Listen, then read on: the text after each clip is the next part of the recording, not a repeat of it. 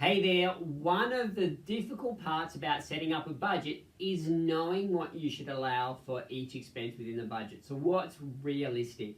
And one of the most common questions I get is how much should I allow for car maintenance? So in this video, I'm going to take you through the very simple formula that I use with all of my clients to help them get a good realistic figure for car maintenance in their budget.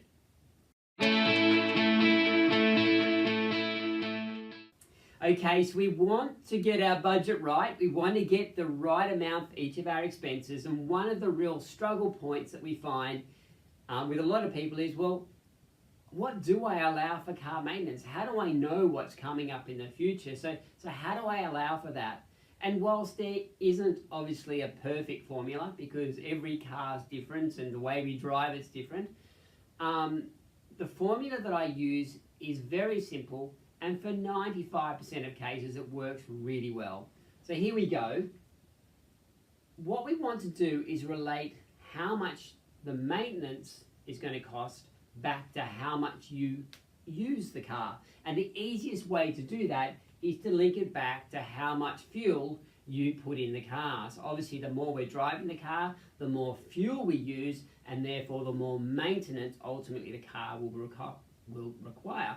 So what we've got here is if your car is 1 to 5 years old, so relatively new, then typically what you want to do is look at your annual petrol or fuel, gas, wherever you are in the world, the fuel for your car, whatever that is, times that by 20%, and that will then give you a reasonably realistic figure for what that car will cost you in terms of maintenance over that first 5 years of its life. Once we get to 5 to 10 years, there's a few little bits that need to be replaced, then typically what we're looking at is 40% of your fuel cost is what you should be allowing for your budget for maintenance. And then the last thing is, once our car gets a little bit old and we're starting to have a few more issues with it, what we want to do is past 10 years, we want to be putting aside 60% of your annual fuel bill so that you've got more money up your sleeve to replace the clutch and do all the little bits and pieces that need to happen on an older car. Now, of course, it's not going to fit everything in there, but that is a really good rule of thumb that I've used for many, many years now. Now, the one thing this doesn't include, and you need to factor in there then, is your tyres.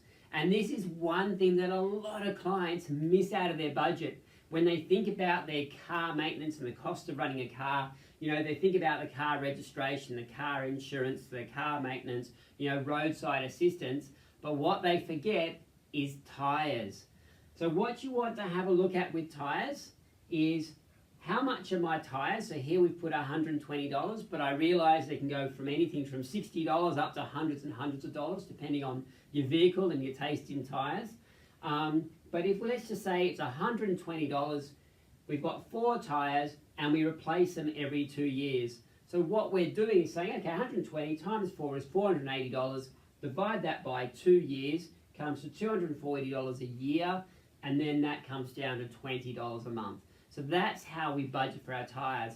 So there you go. This is just for car maintenance. Of course, there are a whole lot of other car costs, which I mentioned just a moment ago. This is just to answer how much should I allow for household maintenance.